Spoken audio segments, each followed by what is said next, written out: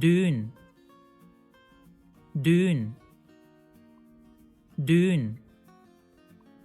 Düğün 5'te başlıyor. Düğün 5'te başlıyor. Düğün 5'te başlıyor.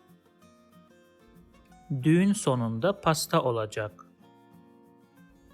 Düğün sonunda pasta olacak.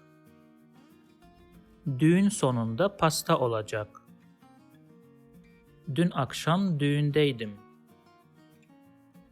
Dün akşam düğündeydim.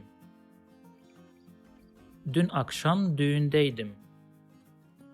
If you like this video, please subscribe to my channel below for more videos on Turkish grammar, vocabulary and pronunciation.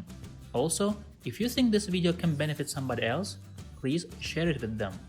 Last, if you have any comment or request, please provide your feedback in the comment section below and I'll do my best to respond as soon as possible.